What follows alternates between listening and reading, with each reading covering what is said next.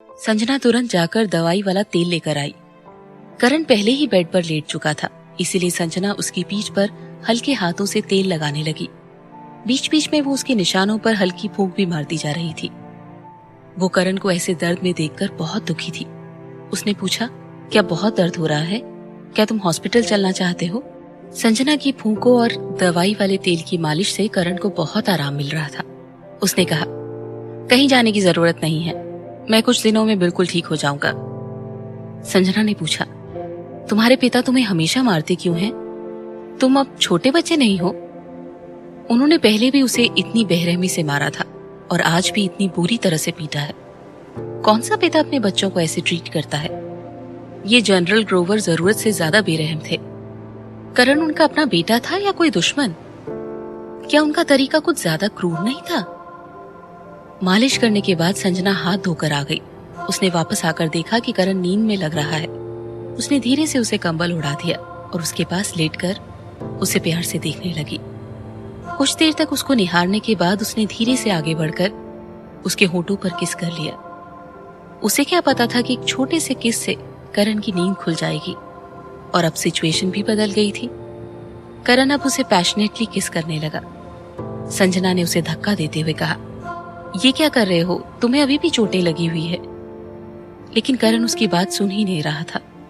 करण संजना को प्यार करने के मूड में था, जैसे उसे खुद को कंट्रोल करना मुश्किल हो रहा था। संजना सिर्फ उसका नाम ही बोल पाई, करण।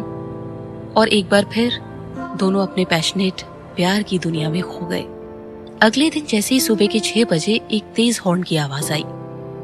संजना ने सोचा था कि जनरल ग्रोवर मजाक में सुबह जल्दी उठने की बात कर रहे थे, लेकिन यहाँ तो सच में सबको उठाने के लिए हॉर्न बज रहा था। सारी रात वो और करण ठीक से सो नहीं पाए थे। उसे बहुत नींद आ रही थी और वो बड़ी मुश्किल से अपनी आंखें खोल पा रही थी। यहाँ कोई आर्मी नहीं है, फिर हॉर्न क्यों बज रहा है? संजना उठना नहीं चाहती थी, लेकिन वो बेड पर लेटी रही। करण उसे देखकर मुस्कुराया और बोला, जनरल ने अभी अपनी आधी एक्सरसाइज भी कर ली है। अचानक संजना की आंखों के सामने जनरल ग्रोवर का गुस्से वाला चेहरा घूम गया और वो अपने बेड से उठकर करण के साथ नीचे चली गई। उसके चेहरे से दिख रहा था कि वो अभी भी नींद में है, लेकिन उसे देखकर बहुत आश्चर्य हुआ कि नीना ग्रोवर और सनी भी गार्डन में थे। उस दिन मौसम भी बहुत सुहावना था। सनी ने छोटी सी हैट पहन के रखी थी और वो अपने हाथ में छोटी सी खुरपी लेकर पौधों में मिट्टी डाल रहा था। उसने जैसे ही संजना को देखा, उसे हाथ हिलाकर बोला, गुड मॉर्निंग दीदी। नीना ग्रोवर भी सनी के साथ गार्डन में पौधे लगा रही थी। उन्होंने भी हाथ हिलाकर कहा, अरे तुम लोग आ गए। संजना ने मुस्कुराकर गुड मॉर्निंग कहा और उनके पास आ गई। तो इसका मतलब जब कोई ग्रोवर मेंशन में रहता है तो उसकी लाइफ बिल्कुल आर्मी के नियमों के हिसाब से चलती है। जैसा जनरल ग्रोवर बता रहे थे कि उनके लंबे चौड़े नियम हैं। ये सचमुच आर्मी फैमिली है। शुक्र है वो यहाँ सिर्फ एक रात के लिए रुकी थी। सनी ने उसे आवाज देकर कहा, दीदी यहाँ आ जाओ, मेरी मदद करो। छोटे बच्चे मेहनत करने से दूर भागते हैं, लेकिन सनी को देखकर लग रहा था कि उसे नीना ग्रोवर की मदद करना बहुत पसंद था। नीना ग्रोवर मुस्कुराकर बोली, अगर तुम बाप बेटे के साथ दौड़ना नहीं चाहती तो हमारे साथ थोड़ी गार्डनिंग कर लो। बिल्कुल। संजना ने भी एक खुरपी उठा ली और उन दोनों की मदद करने लगी। वो उन लोगों में से नहीं थी जो रोज एक्सरसाइज करते हैं। एक स्विमर होने की वजह से उसे रोज स्विमिंग प्रैक्टिस करनी पड़ती थी। लेकिन करण में अभी भी बहुत ताकत थी। सारी रात पैशनेट लव मेकिंग करने के बाद और सुबह जल्दी उठने के बाद संजना बहुत थक गई थी। जब तक वो लोग सारे कामों से फ्री हुए, वो इतना ज्यादा थक चुकी थी कि वहीं खड़े खड़े सो सकती थी। करण की फिटनेस बहुत कमाल की थी।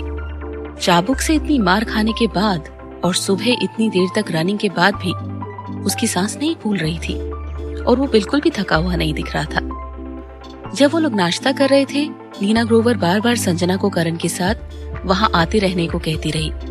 वो संजना को बहुत प्यार से ट्रीट कर रही थी, लेकिन संजना ने ना हाँ करी ना। संजना का दिल वहां दोबारा रुकने को नहीं मान रहा था। अब वो समझ गई थी कि आखिर ग्रोवर्स के चारों बेटे यहाँ रहने की बजाय अपने अलग अलग अपार्टमेंट्स में क्यों रहते हैं और यहाँ सिर्फ सनी नीना ग्रोवर के साथ रहता है।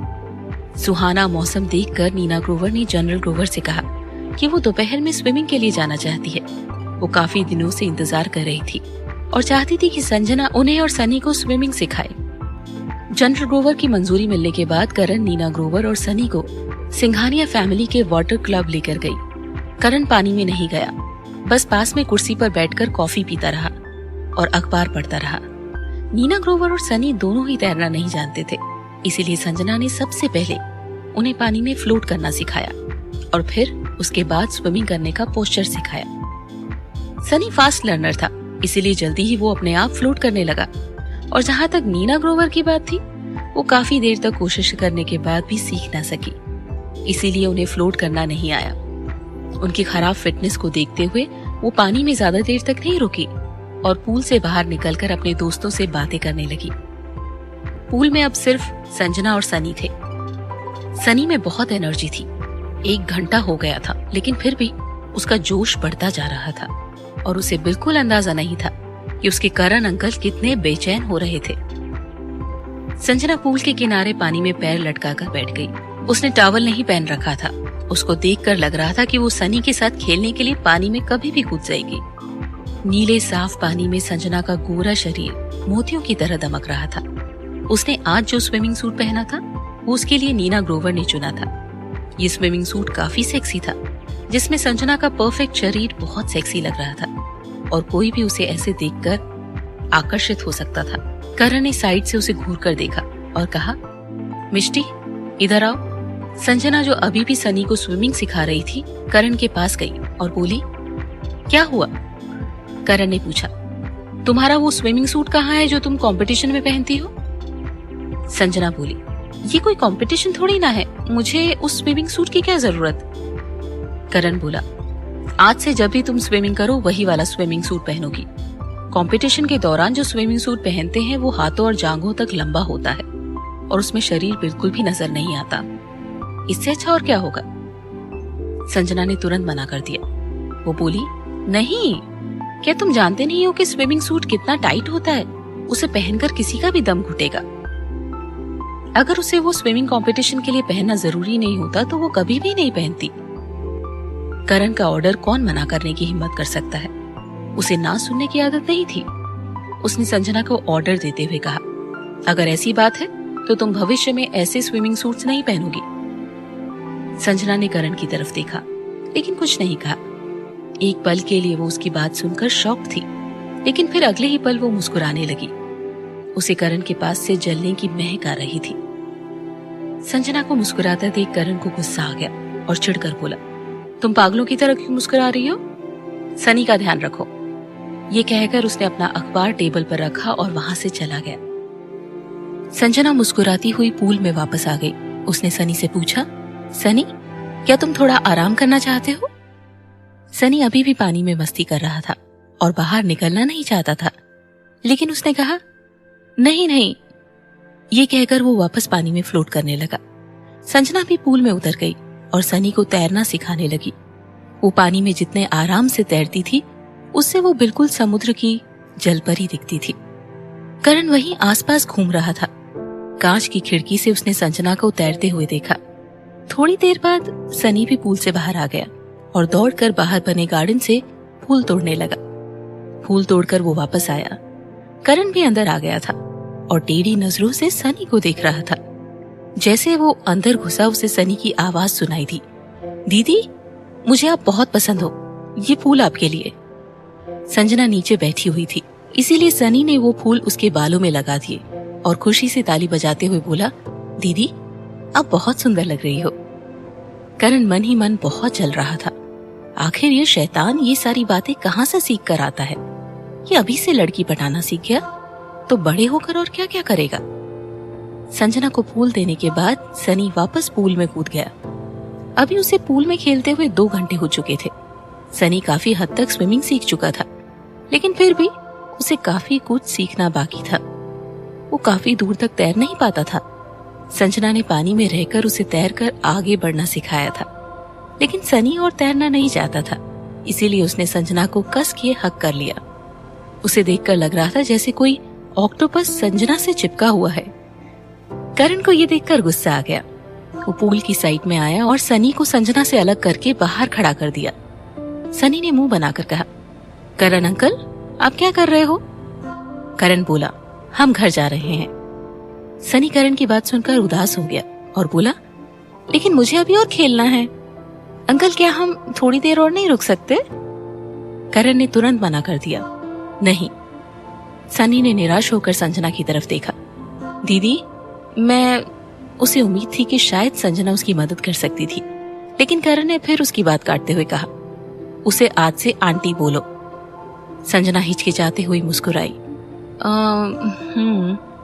सनी गुस्सा हो गया और मुंह फुलाकर शिकायत करते हुए बोला, लेकिन वो बड़ी दीदी है और मैं हमेशा उसे दीदी कहता हूँ।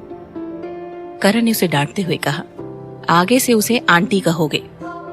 अगर करण को पता होता कि सनी इतना बिगड़ जाएगा कि जिद करने लगेगा तो वो उसे कभी इतना लाड प्यार नहीं करता। छोटा सा होकर अपने अंकल की बीवी छीनने की कोशिश कर रहा है। हाँ, सनी का मूड खराब हो गया था और वो जिद करने लगा और अपनी बात मनवाना चाहता था। उसने थोड़ा सोचकर कहा, तो क्या आंटी आज रात मेरे साथ सो सकती है? करण ने ये सुनते ही मना कर दिया, बिल्कुल नहीं। सनी ने पूछा, क्यों? करण ने कहा, क्योंकि वो मेरे साथ सोती है। सनी फिर बोला, लेकिन वो कल रात भी आपके साथ तो सोई थी, तो क्या आज रात वो मेरे साथ नहीं सो सकती? संजना अपना सर पकड़कर बैठी थी। उन दोनों को बच्चों की तरह लड़ते देख उसे समझ नहीं आ रहा था कि वो रोए या हंसे। वो उनकी लड़ाई बीच में रोकते हुए बोली, क्या मैं कुछ कह सकती हूँ? लेकिन उसकी बात कोई सुनना ही नहीं चाहता था और करण और सनी दोनों एक दूसरे को घूरने में लगे हुए थे। नहीं, करण ने एक बार फिर अपने भतीजे को मना कर दिया और उसे सीरियस होकर समझाते हुए बोला, तुम्हारी आंटी एक लड़की है और तुम एक लड़के हो, इसीलिए तुम उसके साथ नहीं सो सकते। सिर्फ जिनकी शादी होती है वही कपल साथ में सोते हैं, समझे? सनी को करण की बात बिल्कुल समझ नहीं आई और वो हैरानी के साथ करण को देखता हुआ बोला, दादी भी तो लड़की है, लेकिन फिर भी वो कई बार मुझे हक करके सोती है। करण को समझ नहीं आ रहा था कि सनी को कैसे समझाए। जो इंसान किसी को अपने सामने बोलने नहीं देता था, एक बच्चे के सामने उसकी बोलती बंद हो गई थी। संजना काफी देर से उन दोनों के पास खड़े होकर उनकी बातें सुन रही थी, लेकिन दोनों लड़ने में इतने बिजी थे कि उन्होंने उसकी तरफ एक बार भी नहीं देखा। संजना जोर से चिल्लाई, बस बहुत हुआ, अब दोनों लड़ना बंद करो। वो पानी से बाहर आना चाहती थी, लेकिन दोनों उसके रास्ते में खड़े थे। सनी मुंह बनाकर बोला, करण अंकल बहुत बुरे हैं। मेरे पास पहले से ही मम्मी नहीं है और आप मुझे दीदी के साथ भी नहीं रहने देते। करण को लगा कि सनी जरूरत से ज्यादा जिद करने लगा है। उसने कहा, अगर तुम्हें मम्मी चाहिए तो जाकर अपने पापा से बोलो। सनी ने सलाह लेते हुए पापा को बोलने की जगह, अगर मैं आपको डैडी और दीदी को मम्मी बोलूं तो कैसा रहेगा? करण उसकी बात सुनकर हैरान था। उसने मना करते हुए कहा, नहीं, भविष्य में हमारा भी बेबी होगा। सनी बस अब रोने वाला था। वो उदास होकर बोला, फिर मेरा क्या होगा? करण ने कहा, तुम्हारे पास तुम्हारे पापा हैं? सनी बोला, लेकिन मेरे पास मम्मी तो नहीं है ना। संजना, जिस पर उन दोनों का ध्यान ही नहीं जा रहा था, अचानक कुछ सोचकर जोर से चिल्लाई, आउच! मेरे पैर में क्रैम्प आ रहे हैं। लेकिन फिर भी उन दोनों ने उसे इग्नोर कर दिया। गुस्से के मारे उसने आंखें बंद कर ली और पानी में डूबने लगी। वो काफी देर तक पानी के नीचे रह सकती थी। उसे ये देखना था कि क्या उसे गायब पाकर दोनों लड़ना जारी रखेंगे या नहीं। अचानक उसके पास कोई आया। उसकी कमर में हाथ डालकर उसे बाहर निकाल लिया। जब तक उसने आंखें खोली, करण ने भी अपना सर पानी से बाहर निकाल रखा था और वो अभी भी उसकी कमर में हाथ डालकर खड़ा था। उसकी सांसें काफी तेज चल रही थी और उसने चिंतित होकर संजना से पूछा, तुम्हें क्या हो गया था? उसे पानी में अचानक डूबते देख करण बहुत डर गया था। उसकी आवाज से साफ पता चल रहा था कि वो कितना घबराया हुआ था। संजना उसे देखकर मुस्कुराई। करण तुरंत सब कुछ समझ गया और उसकी चिंता गुस्से में बदल गई। उसने नाराज होकर कहा, मिष्टी, ये क्या मजाक है? सब छोड़कर उसे डूबने का नाटक करने की क्या जरूरत थी? गुस्से में आकर करण ने संजना को धक्का दिया और उससे दूर खड़ा हो गया। करण ने पहली बार में ही उसकी आवाज सुन ली थी जब वो पैरों में क्रैम्प्स आने का नाटक कर रही थी। लेकिन करण संजना को बहुत अच्छे से जानता था। जिस तरह से संजना रिलैक्स थी, करण समझ गया था कि वो झूठ बोल रही है, इसीलिए उसने उस पर ध्यान नहीं दिया था। लेकिन उसे क्या पता था कि वो अचानक से पानी में डूबने लग जाएगी। करण को अच्छे से पता था कि ये भी उसका नाटक है, लेकिन फिर भी वो अपने डर को कंट्रोल नहीं कर पाया और बिना कुछ सोचे तुरंत पानी में कूद गया। जब ये कंफर्म हो गया कि वो नाटक कर रही थी तो फिर उसकी चिंता गुस्से में बदल गई। उसे गुस्सा आया कि वो डूबने जैसी चीज को मजाक में कैसे ले सकती है, और उसे खुद पर भी बहुत गुस्सा आया था कि वो संजना के लिए अपने इमोशंस काबू नहीं रख पा रहा है। आखिर उसके मन में सवाल क्यों ना खड़े हों? अचानक से किसी के व्यवहार में 180 डिग्री का बदलाव देखकर किसी को भी शक होगा, है ना? वो सचमुच इस बात पर विश्वास नहीं कर सकता था कि संजना अचानक एक दिन नींद से जागी और उसे एहसास हुआ कि उसने करण के साथ गलत किया और वो आज भी उससे प्यार करती है। सनी उसके साइड में खड़ा होकर संजना से पूछ रहा था, दीदी आप ठीक तो हो ना? संजना प्यार से सनी के सर पर हाथ फेरती हुई बोली, मैं बिल्कुल ठीक हूँ। फिर वो करण को देखकर मुस्कुराई। करण ने उसे इग्नोर करके मुंह फेर लिया। करण के कपड़े पूरी तरह से भीग चुके थे और वो गीले कपड़ों में बहुत चार्मिंग लग रहा था। संजना ने उसे टॉवल देते हुए कहा, अपने आप को सुखा लो। करण ने टॉवल नहीं लिया और मुड़कर वहां से जाने लगा, लेकिन संजना ने करण के गले में टॉवल डालकर उसे अपने करीब खींच लिया और उससे चिपक कर खड़ी हो गई। संजना उसे हक करके बोली, ठीक है अब और गुस्सा मत करो। जब सनी ने अपने करण अंकल और आंटी को एक दूसरे को हक करते देखा तो उसने तुरंत अपनी आंखें बंद कर ली, लेकिन वो चुपके से अपनी उंगलियों के गैप से झांक कर दोनों को देख रहा था। करण सीधा खड़ा रहा। उसने कड़क आवाज में कहा, तुम क्या कर रही हो? मुझे छोड़ो। करण ने उसे गुस्से से घूरा। संजना बोली, देखो तुम बार बार मुझे ऐसे मत घूरा करो। वो तो मेरा मूड बहुत अच्छा है, इसीलिए मुझ पर इसका कोई असर नहीं होगा, लेकिन अगर तुम हर बार ऐसे गुस्से हो जाओगे तो फिर एक दिन मेरी जान ही चली जाएगी। करण उसकी बात सुनकर मुस्कुराया। वैसे तो वो अब गुस्सा नहीं था, लेकिन फिर भी उसने संजना की पकड़ से खुद को छुड़ाया और वहां से चला गया। जब नीना ग्रोवर वापस लौटी तो वो करण से टकराई और उसे गीले कपड़ों में देखकर हैरानी से बोली, अरे बेटा तुम भी पानी में कूद गए, लेकिन तुमने स्विमिंग शॉर्ट्स क्यों नहीं पहने? करण ने उनकी बात का जवाब नहीं दिया और बोला, मुझे कुछ जरूरी काम है, मैं वापस जा रहा हूँ।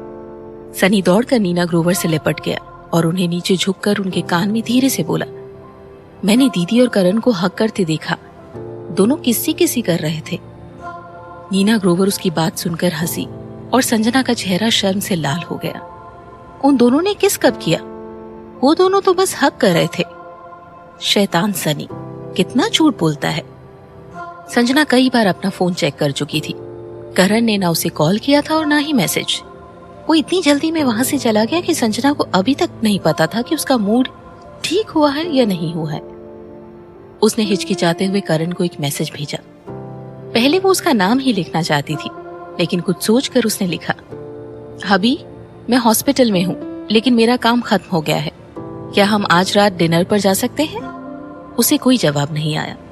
कुछ देर तक इंतजार के बाद संजना ने एक और मैसेज भेजा, अगर तुम जवाब नहीं देना चाहते तो क्या मैं तुम्हारी चुप्पी को हाँ समझ लूं? मैं शाम को 6 बजे तुम्हारा हॉस्पिटल के बाहर इंतजार करूंगी। ऐसा लग रहा था जैसे करण बिना बताए कहीं गायब हो गया था। शाम के 6 बजे तक करण का कोई फोन नहीं आया और ना ही उसने उसके किसी मैसेज का जवाब दिया।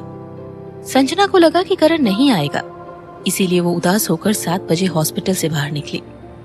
जब वो सड़क के किनारे खड़ी होकर टैक्सी का इंतजार कर रही थी तो उसे कार का हॉर्न सुनाई दिया। संजना ने तुरंत पलटकर देखा तो उसके सामने एक जानी पहचानी कार खड़ी थी और उसमें जाना पहचाना आदमी भी बैठा हुआ था। जब उसने कार के शीशे नीचे किए तो संजना ने उसे देखा। संजना को ऐसा लग रहा था जैसे उसकी अंधेरी जिंदगी में रोशनी आ गई हो। उसके चेहरे पर बड़ी सी मुस्कान आ गई और वो बिना इंतजार किए तुरंत कार में बैठ गई। लेकिन बैठने से पहले उसने करण को गले लगा लिया। करण थोड़ा हैरान था। उसको संजना का प्यार कुछ हजम नहीं हो रहा था। उसके मन में बहुत सारे सवाल थे। उसने अपने गले से संजना की बाहें छुड़ाई और बोला, क्या तुमने 6 बजे का टाइम नहीं दिया था? देखो क्या वक्त हो रहा है। वैसे तो करण ने उसकी बाहें हटा दी थी, लेकिन फिर भी संजना ने साइड से करण के गले में बाहें डाल रखी थी। उसने मुस्कुराकर कहा, सॉरी, मैं दीदी के पास थोड़ा ज्यादा देर तक रुक गई। क्या तुम काफी देर से इंतजार कर रहे थे? करण ने बेपरवाही से कहा, ज्यादा नहीं, इतना वक्त बर्बाद हो गया। क्या अब तुम्हें डिनर नहीं करना? क्योंकि करण संजना को इंतजार नहीं करवाना चाहता था, इसीलिए वो 5:30 बजे से उसका बाहर इंतजार कर रहा था। संजना ने तुरंत अपनी बाहें करण के गले से निकाल ली और बोली, तुम जब यहाँ पहुंच गए थे तो मुझे फोन या मैसेज कर देते, मैं तुरंत बाहर आ जाती। करण ने कार स्टार्ट की और ड्राइव करते हुए बोला, क्या तुमने 6 बजे का टाइम सेट नहीं किया था? संजना ने गिल्टी फील करते हुए कहा, ठीक है, ये सब मेरी गलती है, ठीक है। देखो, तुम्हें इतना इंतजार करना पड़ा, इसका मुझे बहुत बुरा लग रहा है। करण ने व्यंग भरी हंसी हंसते हुए कहा, क्या तुम्हें मेरे लिए बुरा लग रहा है? संजना को यह सुनकर बहुत बुरा लगा, लेकिन फिर भी वो मुस्कुराते हुए करण के कंधे पर सर रखकर बैठ गई और बोली, सही कहा, मुझे बुरा नहीं लगना चाहिए बल्कि खुश होना चाहिए। तुमने मेरा इतनी देर तक इंतजार किया, इसका मतलब हमारे बीच अब सब कुछ ठीक है। करण ने मुंह बनाकर बोला, तुम क्या चाहती थी कि तुम्हें विश्वास दिलाऊं कि मैं अपने घुटनों के बल बैठकर तुमसे माफी मांगूं या तुम्हारे लिए गाना गाऊं? संजना अचानक जोर से हंसने लगी। काफी देर तक हंसने के बाद वो बोली, तुम बहुत बुरा गाते हो, मुझे लगता है ये आइडिया बेकार है। करण ने कुछ नहीं कहा। इस लड़की को सचमुच नहीं पता कि उसे कब क्या बोलना चाहिए। वो उसे और बातें सुनाना चाहता था, लेकिन जब उसने संजना को देखा तो कुछ नहीं कहा। थोड़ी देर के बाद संजना बोली, क्या अब तुम मुझसे हर वक्त ऐसे बेरुखी से बात करोगे? करण ने मुड़कर संजना को देखा। संजना मुंह बनाकर बोली, क्या तुम्हें डर नहीं लगता अगर मैं किसी और के साथ भाग गई तो? खुद को 30 मार खां समझती हो, भाग कर दिखाओ। करण ने कहा। भले ही करण ने ये बात कैजुअली कही थी, लेकिन संजना को बहुत गिल्टी फील हो रहा था। वो बोली, मैं बस मजाक कर रही थी। लाल बत्ती पर करण ने कार रोकी और उसे रहस्यमयी नजरों से देखते हुए कहा, तुम इस तरह से क्यों बात कर रही हो? मैं जानबूझकर ऐसा कर रही हूँ। क्या तुम्हें फ्लर्ट करना नहीं आता? करण ने बोला, क्या तुम चुपचाप नहीं बैठ सकती? संजना ने पूछा, क्यों? करण बोला, क्योंकि मैं शायद खुद को और कंट्रोल ना कर पाऊं। इस बार संजना को समझ नहीं आया कि वो उसकी बात पर कैसे रिएक्ट करे। वो अब तक ये समझ गई थी कि वो करण से कम बेशर्म है और उसने फैसला किया कि वो जगह देखकर करण को छेड़ेगी। संजना के पास उसकी बात का कोई जवाब नहीं था। आज के डिनर की जगह संजना ने खुद चुनी थी। अचानक दोनों कार पार्क में वीर सहगल से टकरा गए। जब वीर ने संजना को देखा तो उसे बहुत आश्चर्य हुआ और वो उसे मिलने के लिए उसके पास आया और बोला, संजना, क्या इत्तेफाक है? जब संजना ने देखा कि करण उसे कैसे घूर रहा है तो उसे डर लगा कि कहीं करण को कोई गलतफहमी ना हो जाए। करण का कोई भरोसा नहीं था। जो इंसान एक छोटे बच्चे से जेलस हो सकता है वो तो वीर से तो जरूर होगा। संजना मुस्कुराई, सचमुच? क्या इत्तेफाक है? क्या तुम भी यहाँ डिनर करने के लिए आए हो? वीर के चेहरे से साफ दिख रहा था कि उसके दिल में संजना के लिए फीलिंग्स है। उसने प्यार से मुस्कुराते हुए कहा, हाँ चलो फिर हम लोग साथ में डिनर करते हैं। मैंने वैसे भी कई दिन पहले तुम्हें साथ में डिनर करने के लिए कहा था, लेकिन तुम इतना बिजी थी कि हम कुछ प्लान नहीं कर पाए। अब जब हम लोग यहाँ मिल ही गए हैं तो क्यों ना आज का डिनर साथ में किया जाए? संजना ने तुरंत मना कर दिया, कोई बात नहीं, मैं आपको परेशान नहीं करना चाहती। वो यहाँ अपने पति के साथ डिनर करने आई थी, तो फिर वो कबाब में हड्डी क्यों बनना चाहता है? वीर बोला, इसमें परेशानी की क्या बात है? ये कहकर उसने करण की तरफ देखा जो बेरुखी से उनकी बातें सुन रहा था। वीर मुस्कुराकर बोला, मिस्टर करण, क्या हम अंदर चलें? उसने हाथ मिलाने के लिए करण की तरफ हाथ बढ़ाया। करण पहली नजर में उसे पहचान गया था। वीर सहगल, जिसे स्विमिंग का राजा बोला जाता है। पता नहीं क्यों सोशल मीडिया पर लोग ये अफवाह उड़ा रहे थे कि वीर और संजना कपल है। संजना की ऑलरेडी शादी हो चुकी है, तो फिर अफवाह क्यों उड़ रही है? इसके अलावा ये आदमी भी जानता है कि संजना शादीशुदा है, फिर भी उसे आशिक की नजरों से देख रहा है। संजना को समझ नहीं आ रहा था कि वो वीर को कैसे मना करे। वो बस मुस्कुराती रही। उसे मुस्कुराता देखकर करण ने मुंह बना लिया और बेरुखी के साथ वीर से हाथ मिलाया। उनको साथ में खाना खाना चाहिए था या नहीं, इसका जवाब किसी ने नहीं दिया। करण बस संजना को घूरे जा रहा था। अगर उसने वीर की बात मानने की हिम्मत की तो देखना वो घर जाकर उसे कैसे सबक सिखाता है। करण की चेतावनी भरी नजरों को देखकर संजना डर गई। अब तो वो किसी कीमत पर वीर के साथ डिनर करने के लिए हाँ नहीं कर सकती, इसीलिए उसने फिर से मना कर दिया। वीर फिर भी उसके पीछे लगा रहा और जब उसे मना करके अंदर जाने लगे तो वो उदास नजरों से संजना को जाते देखता रहा। उसे ऐसे देखकर करण का चेहरा गुस्से से लाल हो गया और वो पूरे डिनर में संजना को इग्नोर करता रहा। संजना कुछ ना कह पाई। अब उसकी क्या गलती? अगर वो पैदा ही इतनी खूबसूरत हुई थी तो? उसने मुस्कुराते हुए करण के लिए खाना परोसा। ये बहुत टेस्टी है, इसे खाकर देखो। करण ने खाना तो जरूर खाया लेकिन संजना की बातों पर बिल्कुल ध्यान नहीं दिया। संजना ने धीरे से पूछा, क्या तुम्हें टेस्टी लगा? करण ने फिर से उसे इग्नोर कर दिया। संजना ने एक बार फिर कोशिश की, ये फिश भी बहुत टेस्टी है, क्या तुम टेस्ट करना चाहोगे? करण ने कोई जवाब नहीं दिया।